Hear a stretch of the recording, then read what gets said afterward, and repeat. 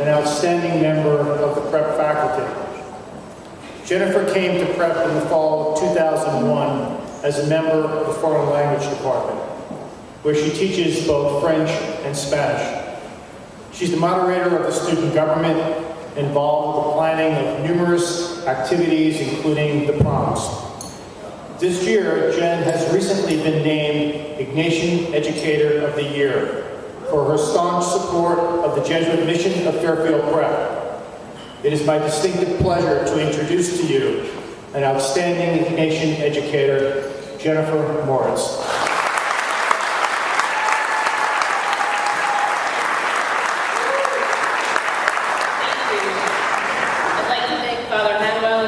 For the opportunity to speak to you tonight. To our honored guests, the parents and seniors, congratulations to you. As Father Hanwell mentioned, in just 25 days, we will send your sons off to their next phase of life. What an honor and privilege it's truly been to shape your children into men for others. I would not be up here tonight if not for the young men you entrusted to us just 4 years ago. To my colleagues, I owe you my most sincere thanks, and I stand before you tonight still a bit surreal that I was chosen for this honor. In fact, apparently the look upon my face was camera-worthy last week as I quickly scanned the room comprised of my colleagues as if to look for the real winner. I was not expecting to be the one receiving such an honor, and for that, I'm forever grateful. I'm so lucky to be part of such a diverse, talented, intelligent, dedicated, passionate group of faculty, administrators, and staff. Thank you for seeing that I teach in the tradition of St. Ignatius. You know, my dad reminded me this weekend as we were discussing this honor that I was rather vocal growing up about the one profession that was not for me.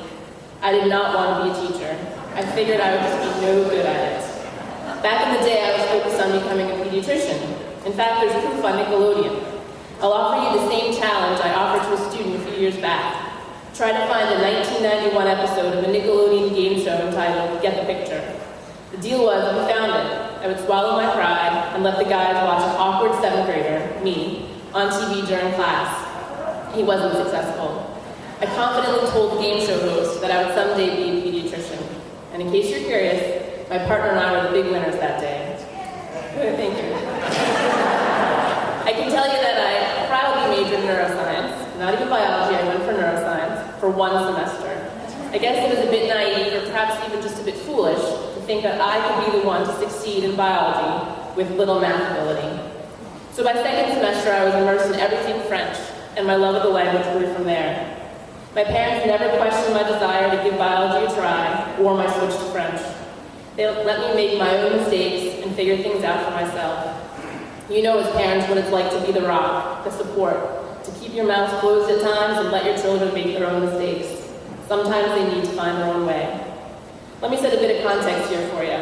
I'm the product of a quality public school education. As I reflect on my time in high school, I'm always taken aback by just how different my experience was from the guys that graduate from Prep. The love of this place that the guys take with them forever, the lasting friendships that stand the test of time, and the experiences that shape guys for a lifetime are all the things that I never had to get at my high school.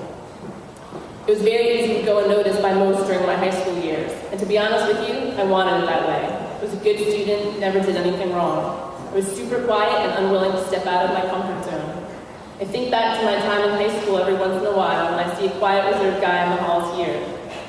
I think about my experience, the difficulty I had finding my voice, finding my niche, and hope that guys here realize just how special and unique Prep is.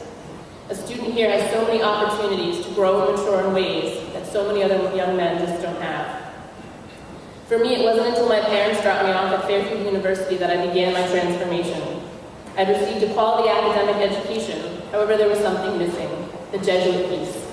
I never imagined the implications of receiving a quality Jesuit education. My great-uncle, a Maryknoll missionary priest, commented on the fact that I was going to be in good hands with those Jesuits, but aside from that, I really had no idea what a Jesuit education was going to offer me. Students at Prep are so fortunate because so many of the experiences that have made me the person I am today didn't happen for me until my time at Fairfield.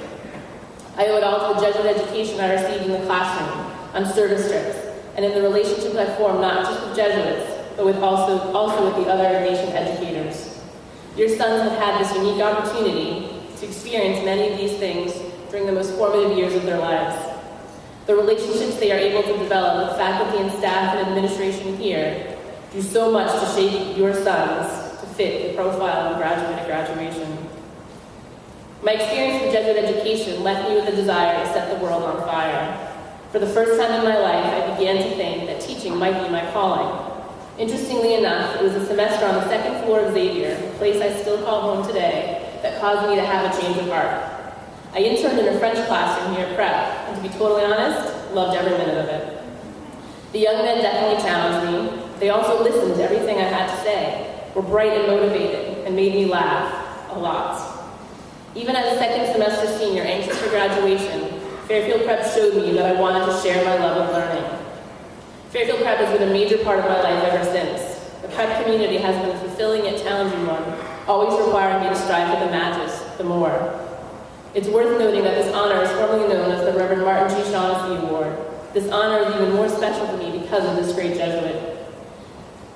Although we talk completely different subjects, Father Shaughnessy theology and I foreign language are from totally different generations with completely different life experiences.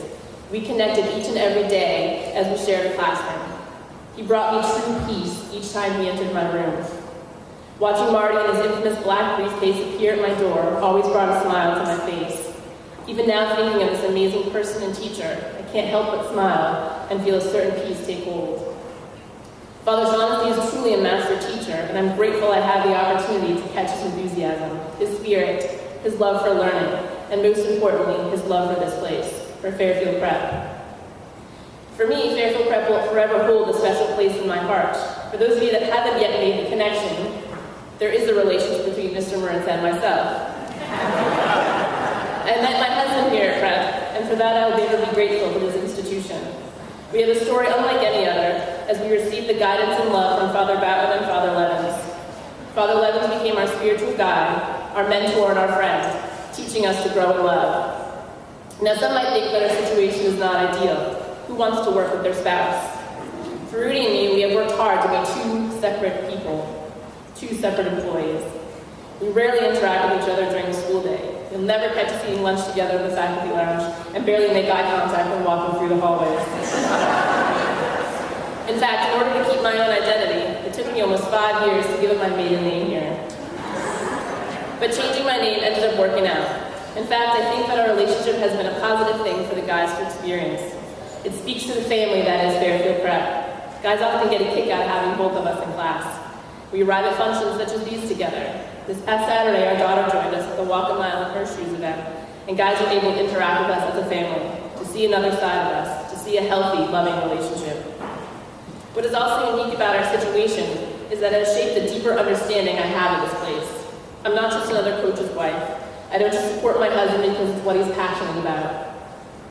I have a deeper connection because he is coaching for the place that I too am a huge part of. I respect and admire my husband so much and know that his experiences here as a student have so much to do with the person that he is.